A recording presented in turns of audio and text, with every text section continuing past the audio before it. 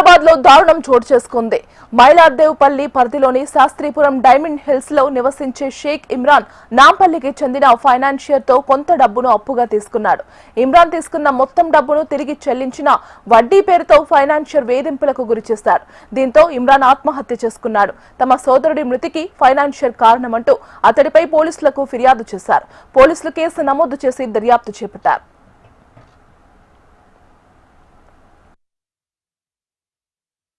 भाई वो जहांगीर और उनका बेटा सोहेल नामपल्ली पे रहते।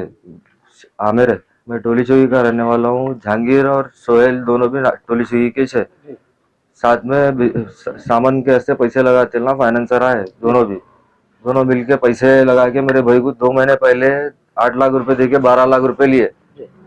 2 महीने के बाद में हमला ऐसा तैसा करके पैसा फेर दिया उसका।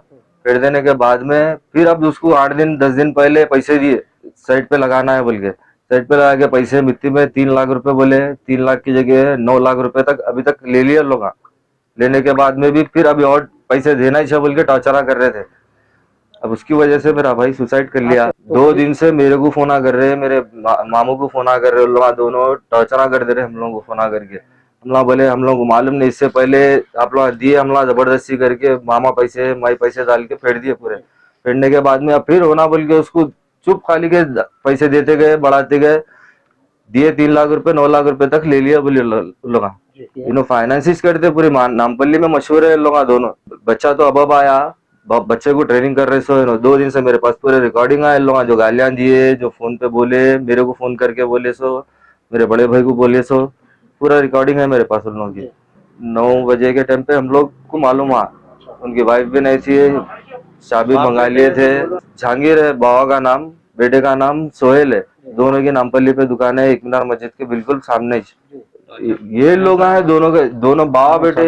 मेरे को अभी तक 5 बजे तक भी फोन करे लोग, इसको भी करे छूंगे दुनिया के। अभी फोन ऑन नहीं करा मैं उनका, फोन ऑन करे तो मालूम होता क्या है, कितने कॉल करे उसको, क्या पैसे भी दिया इन लोगों को भी। 2,30,000 रुपए रिकॉर्डिंग उन्होंने खुद बोला मेरे को।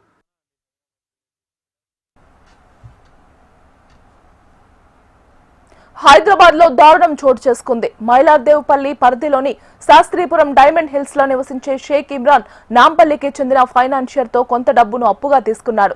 ఇమ్రాన్ తీసుకున్న మొత్తం డబ్బును తిరిగి చెల్లించిన వడ్డీ పేరుతో ఫైనాన్షియర్ వేధింపులకు గురిచేశారు.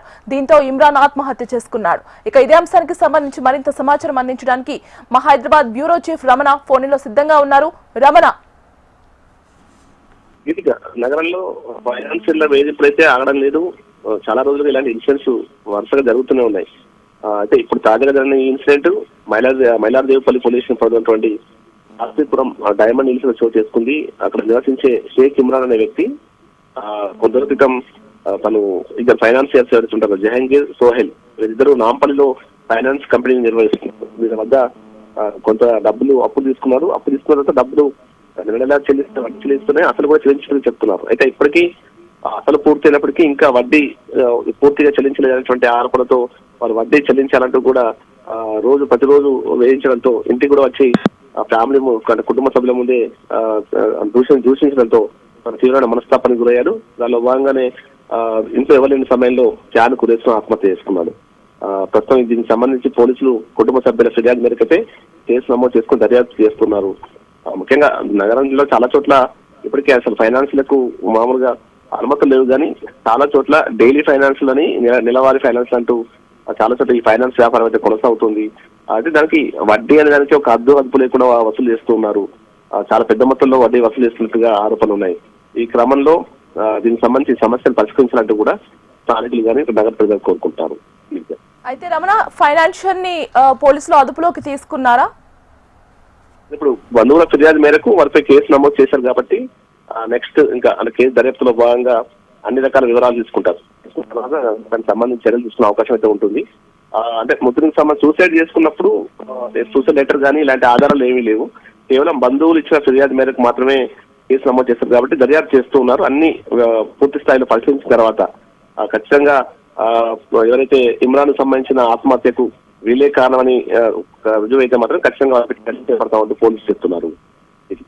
Right Ramana, thank you.